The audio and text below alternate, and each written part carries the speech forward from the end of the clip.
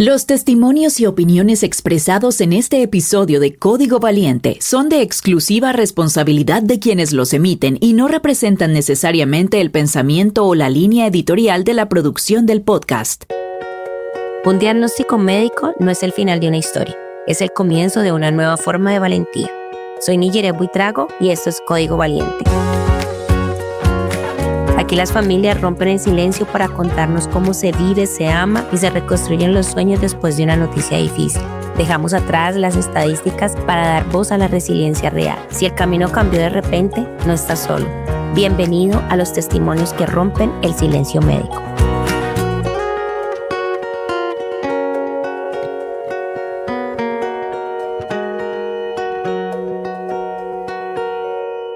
Hola a todos y sean bienvenidos a este quinto episodio de Código Valiente.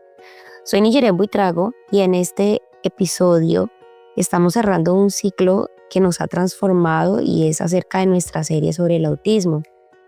Hoy no solo resumiremos lo aprendido, hoy vamos a integrar la información con el corazón.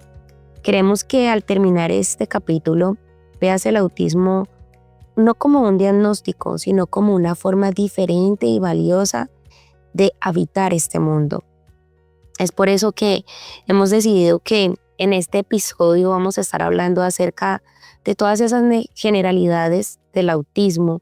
Vamos a aprovechar para clarificar conceptos y para responder algunas preguntas que nos llegaron a través de redes sociales o que algunas personas con las cuales tenemos, digamos, como esa convivencia más cercana, abrieron sus corazones para expresarlas y nos pareció que esta era una forma bonita de cerrar esta serie acerca del autismo, generando respeto, amor, empatía, pero también llevando a cabo uno de los grandes propósitos de este podcast y es que es dar información desde el amor, desde el respeto, desde los testimonios de vida de cada una de esas mamás valientes que decidieron abrir su corazón y compartirlos con nosotros.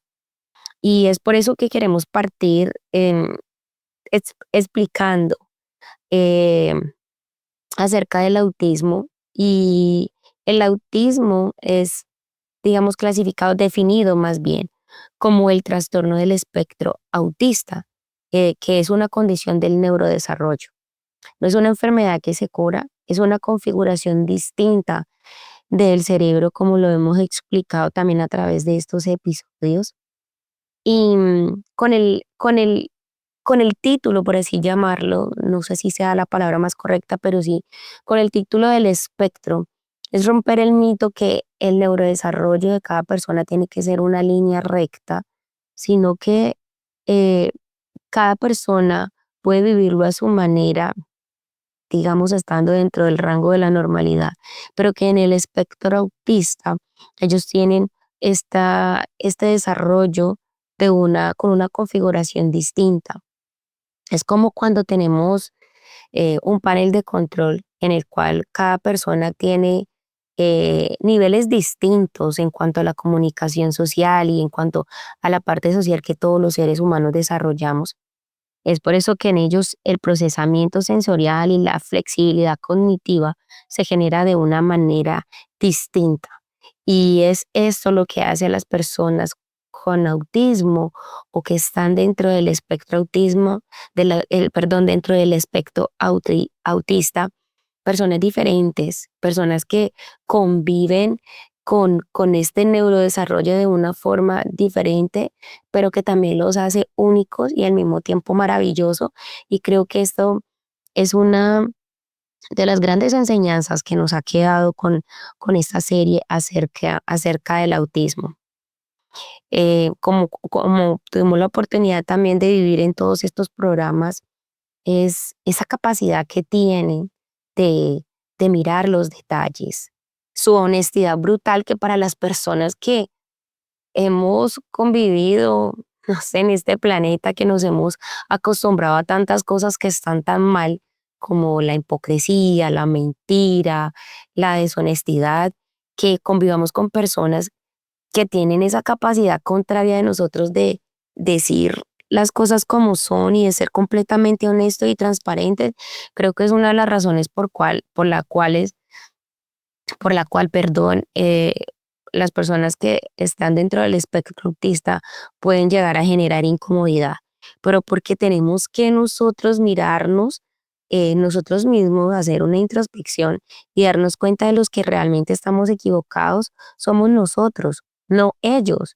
Que ellos no tienen esa capacidad de mentir como quizás si la tenemos nosotros, que a través de nuestro desarrollo nos vamos adaptando a ese tipo de cosas y que está totalmente mal, y que el saber que ellos, al vivir en su condición, sencillamente no entienden lo que es la mentira, no lo conocen, por lo tanto no lo procesan y simplemente obviamente no les interesa. Entonces el encontrarnos con esa honestidad de parte de ellos creo que es una de las cosas más valiosas. Como hablábamos en el capítulo anterior con Liliana, de que los niños no tienen esa capacidad de mentir y que esa gran ventaja que tienen de prestar toda su atención al detalle es lo que también va de la mano con ese desarrollo maravilloso que tienen en la memoria profunda y cómo ellos llegan a apasionarse por un tema en específico, que todas sus capacidades son capaces de, perdón, todas sus capacidades las centran en algo específico y es cuando vemos allí lo maravilloso y las grandes cosas que ellos pueden hacer.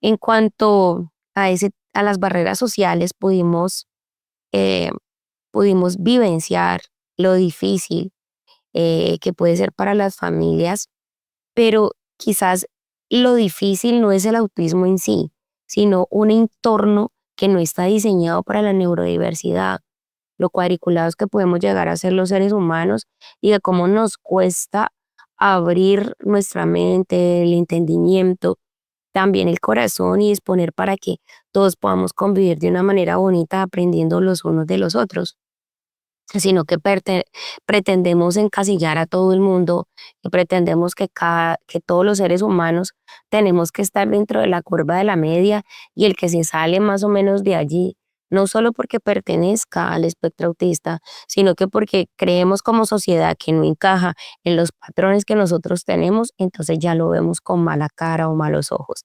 Y creo que estos programas también nos han enseñado eso, que tenemos que abrir nuestra mente, el entendimiento, el corazón y ver más allá, ver cuál es la realidad de la otra persona, tratar de ponernos en sus zapatos y, y simplemente desde el amor y el respeto a abrir el espacio para que todos nos podamos integrar sin necesidad de que unos u otros nos sentamos amenazados o rechazados. Como les comentaba al inicio, recibimos una serie de preguntas que vimos que son como las que más llaman la atención de las personas que nos escuchan o que de alguna u otra forma están conectados con este podcast y por eso hicimos una recopilación y nos pareció importante de una forma muy breve y de forma quizás generalizada dar una respuesta. Una de ellas es que si el autismo se puede notar físicamente.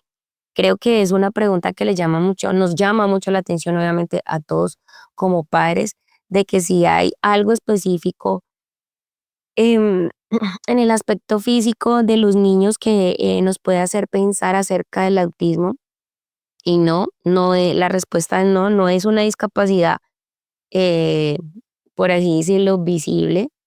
eh, y es por eso que nuestra empatía y nuestro respeto debe ser la única configuración predeterminada que debemos tener acerca de los niños, ¿ya?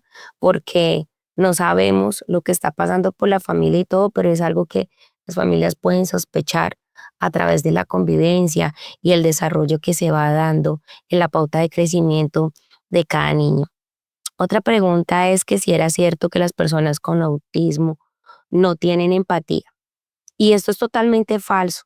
Es todo lo contrario. A veces podemos decir que ellos sienten tanto o más que nosotros que eso los abruma, ¿ya?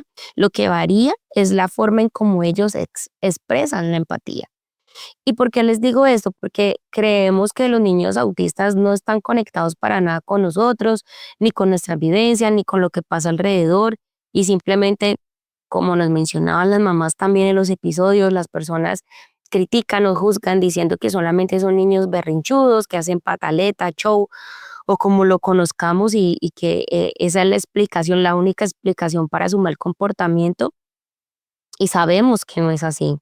Ellos incluso cuando ven, están presenciando cosas que les duelen, sus reacciones pueden ser de ese tipo, pero sí, ellos sí saben lo que es en la empatía, lo que puede cambiar con nosotros es la forma en cómo ellos la expresan. Otra pregunta que nos llegaba es que, ¿qué podían hacer si veían a un niño autista teniendo una crisis, por ejemplo, en el supermercado? Yo creo que lo más importante y una de las grandes lecciones que nos dejaron estas mamás valientes fue el no juzgar, el no pensar siempre que es un berrinche por falta de límites. Es más bien que podamos entender que ellos tienen este tipo de comportamientos porque algo está pasando en ese momento o en los momentos previos que generó una sobrecarga sensorial en ellos, ¿ya? Y que no tienen otra forma de cómo expresarlo y manejarlo ya. Eh, es más fácil si nosotros ofrecemos una mirada amable, un espacio, una acción que refleje amor, pero no de pronto ese cuchicheo, el señalar, el juzgar, el hablar, que las personas obviamente perciben y que esto genera muchísimo más dolor. Otra pregunta que recibíamos, ¿cuál era la mejor forma de apoyar a las madres con niños con este diagnóstico o si están presenciando un episodio eh, por parte de un niño en un espacio público o a lo mejor dentro de tu misma familia? Muchas veces nos da miedo preguntar y creo que eso era algo que podíamos vivenciar en el primer episodio con, con Christy y que ella nos daba esa tremenda lección de que ella estaba dispuesta a ayudar, que ella siempre estaba abierta a que le preguntaran. Entonces podemos empezar por preguntar cómo puedo ayudar. Otra de las preguntas que llegaba a nosotros es de si el autismo es una enfermedad que se puede curar.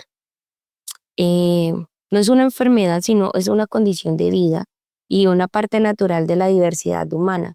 Y no es una condición en la cual los niños eh, viven durante su vida, pero que va teniendo diferentes niveles porque a medida que ellos van aumentando en edad y a través de las terapias también van ganando herramientas que les permite que su desarrollo pueda ser más amplio y que nosotros como comunidad los abarquemos a ellos también y que los puede llevar a que tengan a tener un desarrollo totalmente apto para realizarse como personas y para aportar de una forma positiva y muy importante también en la sociedad. La siguiente pregunta tenía que ver con que todas las personas con autismo son genios o tienen habilidades superdotadas. Y no, la respuesta es, no es tan así. Sí es bien conocido que generalmente la mayoría de ellos tienen habilidades, perdón, notables en áreas específicas. No todos son superdotados, por llamarlo de alguna manera, pero cada uno tiene sus propios desafíos y asimismo cada uno tiene sus propias fortalezas, los que los lleva a destacarse en un área específica y lo que nos muestran que pueden llegar a ser brillantes, como lo puede ser cualquier persona si tiene la estimulación y el apoyo adecuado. La siguiente pregunta tenía que ver con que si el autismo solo afecta a los niños varones. Y esta pregunta es por, si recuerdan en el primer programa donde les hablé un poquito acerca de las generalidades, es que es un poco más frecuente en niños que en niñas, pero sí afecta a los dos géneros, aunque las estadísticas muestran que las niñas son afectadas un poco menos y en realidad eso se tenía que ver con que en las niñas, dependiendo, digamos, el grado del autismo, los síntomas se podían enmascarar de alguna manera. Otra pregunta que nos pareció supremamente importante y es porque hubo una ola de desinformación y hay personas que la verdad no entiendo por qué razón promueven este tipo de información que no tiene ninguna validez científica. Y es que si las vacunas causan el autismo. Y lo que podemos decir hasta la fecha es que realmente no existe una evidencia científica concluyente que de verdad respalde una relación entre el autismo y las vacunas. Por ahora sigue siendo simplemente un mito que la verdad ha sido bastante desmentido, ampliamente desmentido. Pero como les digo, es como una ola de personas que insisten en satanizar a las vacunas y el tratar de culparlas o de achacarles la responsabilidad no solamente del autismo, sino de sinnúmero de complicaciones y de condiciones médicas, cuando en realidad no se ha podido comprobar que haya una relación científica, por lo menos demostrada científicamente en este aspecto. La siguiente pregunta tenía que ver por qué a veces las personas con autismo no hacen contacto visual. Y eso puede ser algo que a las personas, hay muchas que tristemente les choca, les molesta, a otras que les incomoda y otras que quizás no lo entienden y por esa misma razón no saben cómo manejarlo. Pero en realidad no es una falta de interés como muchas personas pueden creerlo. Lo que pasa es que para los niños con autismo el contacto visual puede resultar demasiado abrumador, ya puede llevarlos a sentirse incómodos o incluso a distraerlos de lo que ellos están haciendo en el momento, de lo que están escuchando, de lo que están viendo. Y como una característica en ellos tan importante que ya lo hemos hablado, es que ellos se focalizan o se concentran en una sola actividad que están haciendo en ese momento. Entonces ellos intentan eliminar y bloquear todo lo que esté externo que pueda robarle la atención, a diferencia de nosotros, que hoy en día queremos concentrarnos en miles de cosas y olvidamos realmente lo que debe captar toda nuestra atención en ese momento. Entonces, esa es la justificación de por qué ellos evitan mirar a los ojos o por qué no hacen contacto visual. La siguiente pregunta tiene que ver con que las personas con autismo prefieren estar solas o aisladas.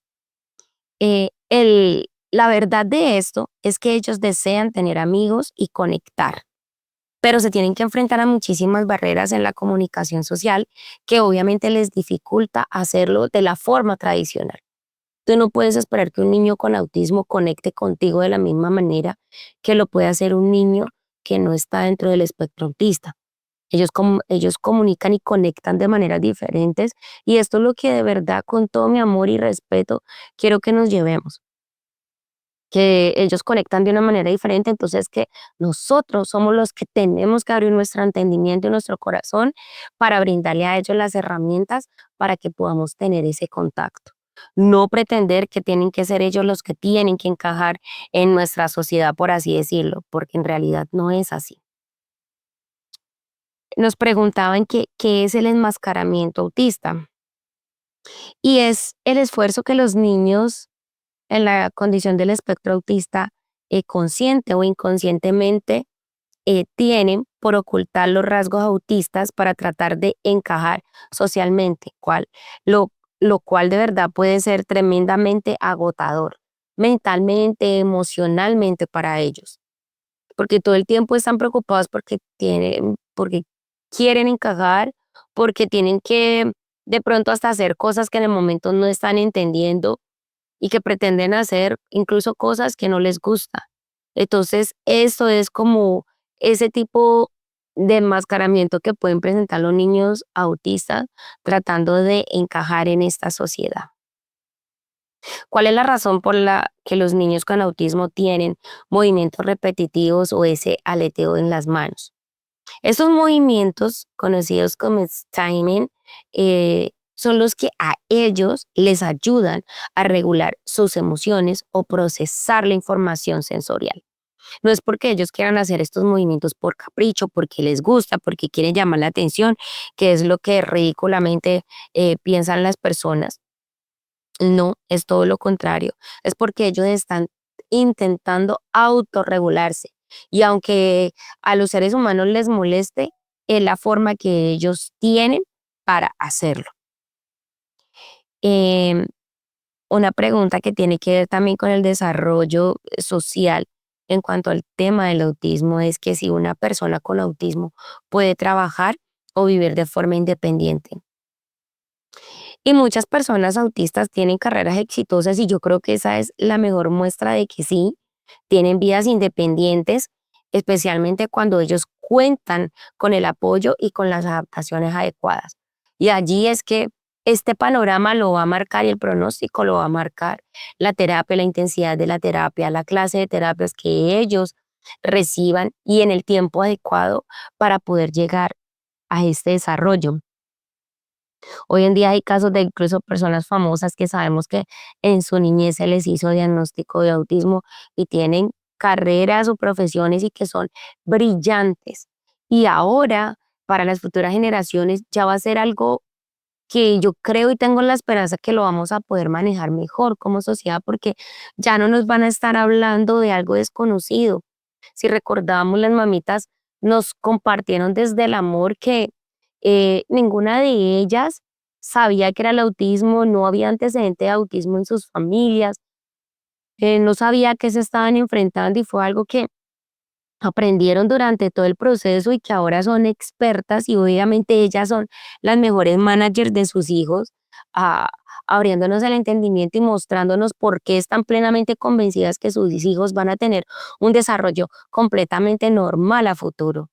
Y eso creo que yo como mamá tengo la esperanza de verlo, de que vamos a encontrar lugares y que va a ser totalmente común, no por despreciarlo con la palabra común, sino por referirme a que va a ser totalmente cotidiano encontrar que en todos los puestos de trabajo van a haber personas con neurodiversidad, tanto en los hospitales, restaurantes, supermercados. No sé si ustedes conozcan, pero en Argentina hay un restaurante que sus empleados son personas que tienen algún tipo de diagnóstico de, de, de problemas, bueno, no quería decir problemas, sino con diagnósticos que tienen que ver con el neurodesarrollo, personas neurodivergentes, y es hermoso, es hermoso.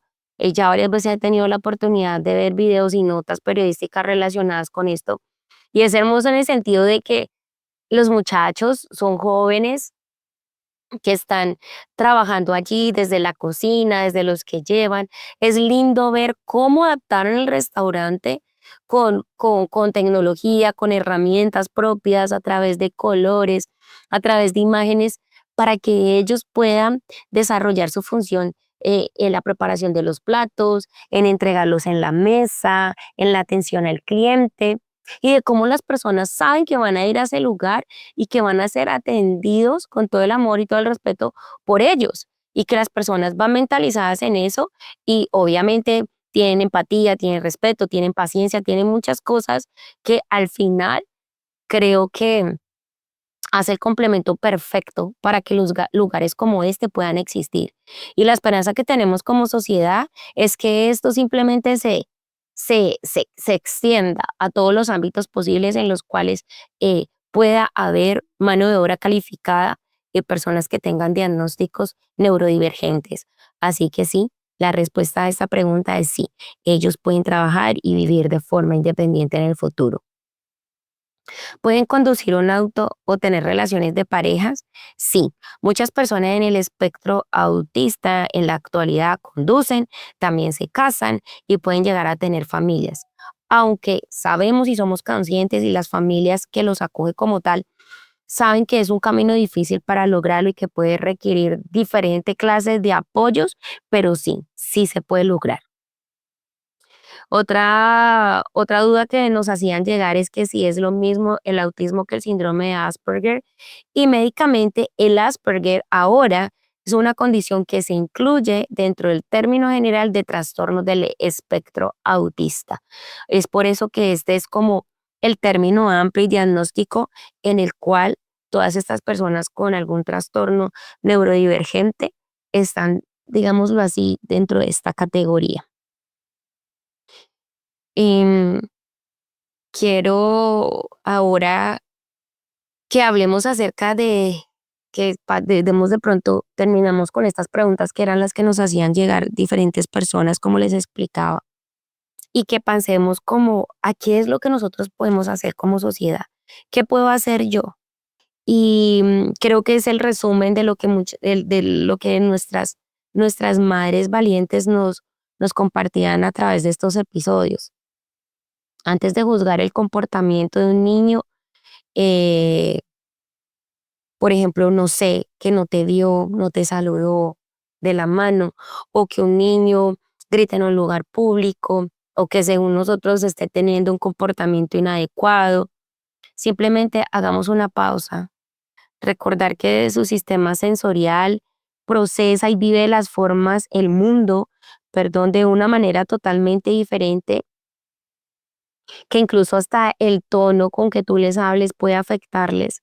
Entonces tratar de hablarles con calma, pausado, antes de señalar, de juzgar, recordar, por favor, que recordemos, que nos detengamos a pensar en el otro. Es allí cuando aplica la empatía y que si, como dicen y que es una frase que a mí me encanta, si tú no tienes algo bueno, algo positivo realmente que decir, es preferible quedarse callado. Y creo que en estos, en estos momentos es cuando allí aplica perfectamente. No tomarnos las cosas nunca personal por, no sé, por su comportamiento, porque no haga contacto visual, porque a lo mejor no nos contesten de la forma que queremos o que pensamos que debe ser la correcta. No juzgar que es falta de educación, sino que siempre, siempre, siempre recordemos que es su forma de gestionar el entorno que los rodea. Y es más lindo y es más bonito que nosotros podamos servir como una especie de traductores de ese contexto, ¿ya? Eh, las personas con autismo, como lo conversábamos, tienen dificultades para leer, interpretar las reglas que no están escritas, por ejemplo, de la sociedad, como por ejemplo los sarcasmos, el doble sentido, las señales corporales, el lenguaje corporal que para muchos de nosotros es obvio que una persona no lo haga y saber qué significa, recordemos, para ellos no, para ellos todo puede ser literal, para ellos todo puede ser de verdad explícito, un gesto, una palabra.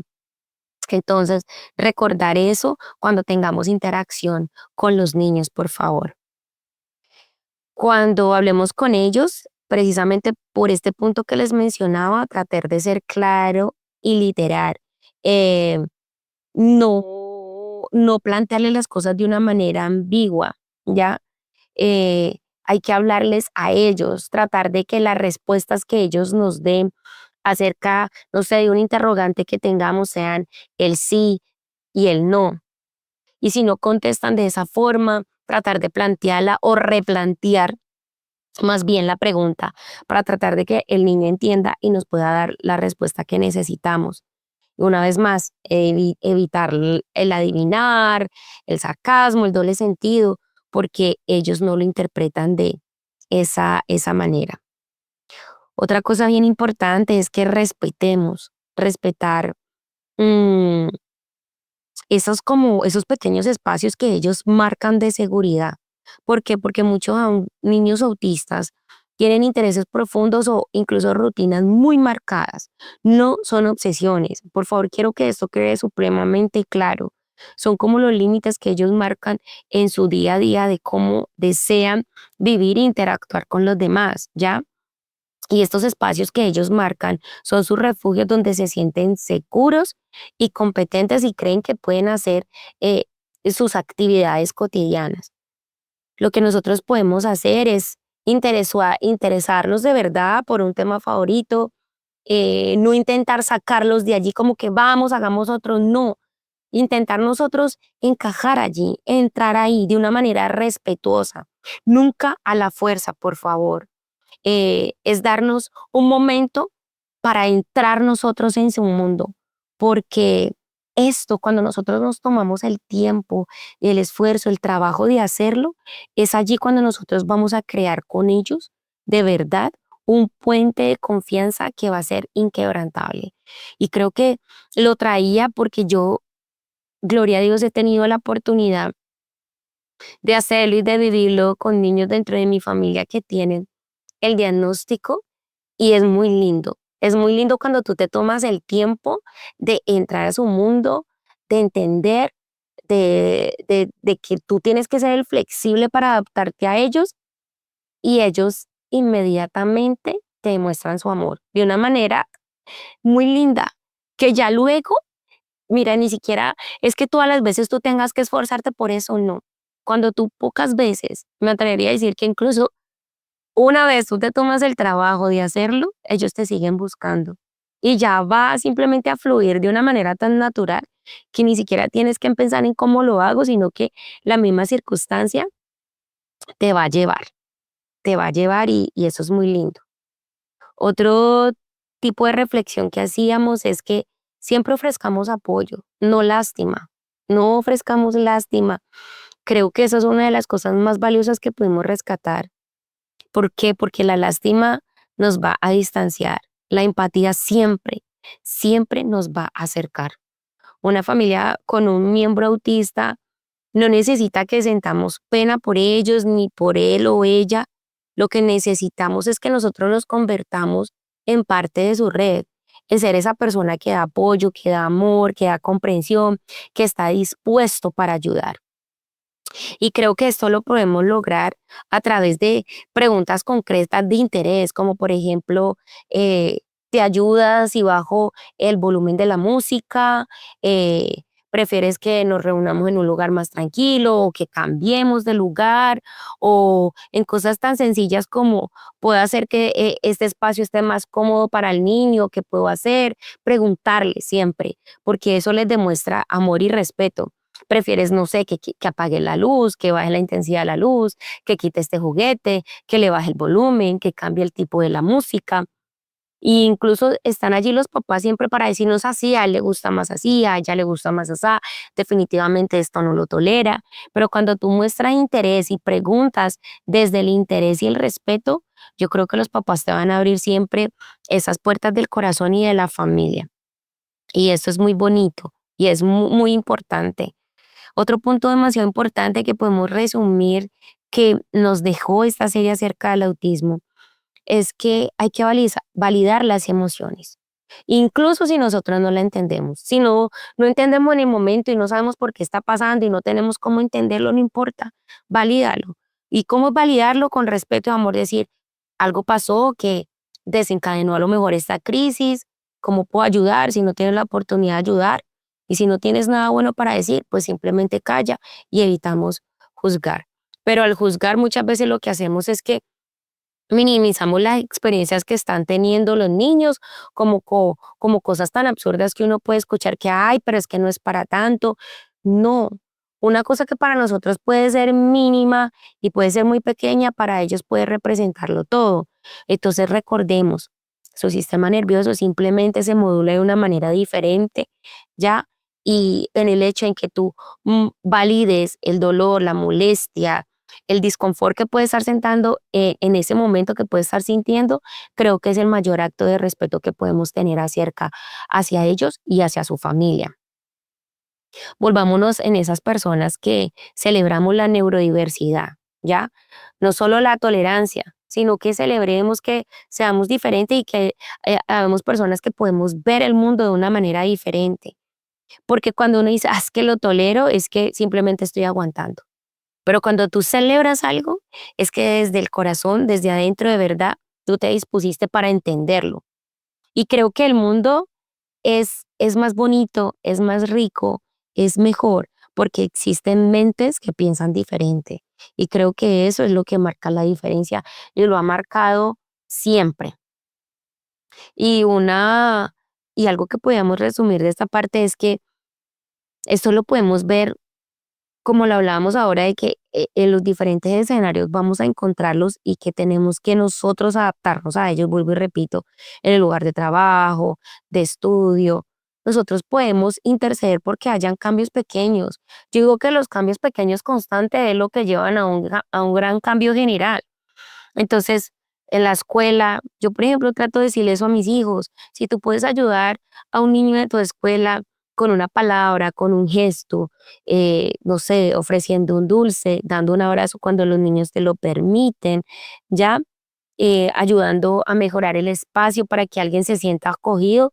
Yo creo que esos pequeños cambios es lo que hace la diferencia, porque como lo hemos dicho, la verdadera inclusión no es que ellos se adapten a nosotros, sino que todo lo que nosotros construyamos y que nuestras acciones estén en pro de crear espacios para, para que ellos se sientan acogidos, respetados y amados.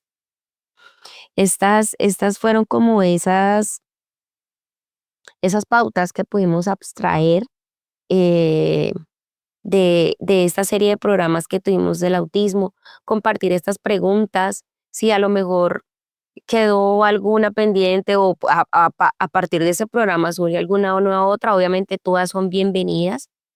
Hemos llegado al final de este viaje, de estos 3 episodios acerca del autismo y la verdad quiero que antes de despedirnos, quiero que respiremos, tratemos de recordar lo que hemos vivido, de cómo pudimos conectar con estos testimonios de vida y que hagamos un balance de qué pudimos llevarnos de ellos para que tratemos de incorporarlo a nuestra vida para ayudar a hacer este mundo más inclusivo y, y más bonito. En estos 3 episodios anteriores, pues abrimos la puerta, las familias más bien, nos abrieron la puerta de la intimidad de sus familias, de sus casas, esas familias valientes, como escuchábamos en el testimonio de Liliana, que nos enseñó que el diagnóstico no es un punto final, sino que es el inicio de un nuevo lenguaje. Recordar las palabras de Cristi que nos mostró que la fuerza que se necesita para derribar muros, no sé, burocráticos, sociales, y cómo nos pudimos conmover con las palabras de Nayibi que nos recordó que la mayor victoria es ver a tu hijo o a tu hija ser simplemente feliz a su manera y a su ritmo, pero disfrutar eso con ellos. Estas historias no fueron solo anécdotas, quiero que recordemos eso, fueron una tremenda lección de vida. Nos enseñaron que el autismo no es algo que se padece, es algo que se acompaña con el amor, con la paciencia y sobre todo con el respeto profundo, que es lo que hace la diferencia. Hoy cerramos esta serie, pero no cerramos nuestro compromiso.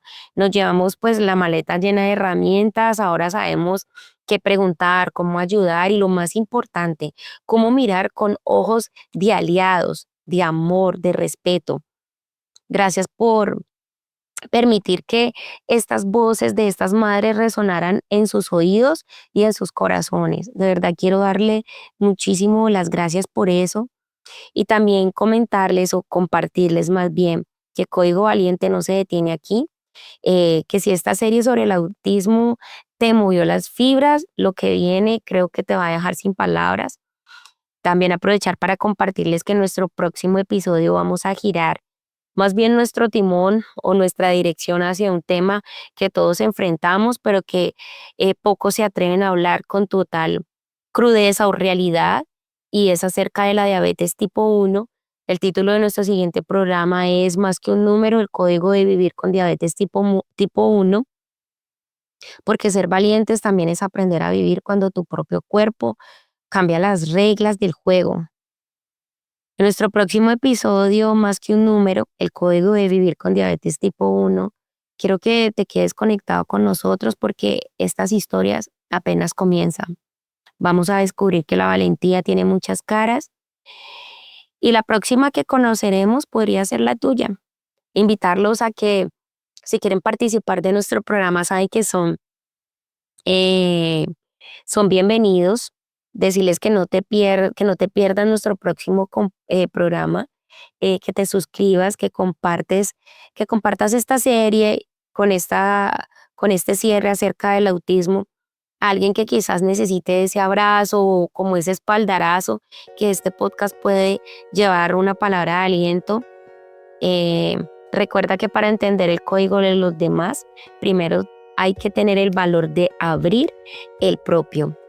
Recordarles una vez más que se suscriban, que nos pueden encontrar en nuestras redes sociales, Facebook, Instagram y TikTok como Código Valiente Podcast.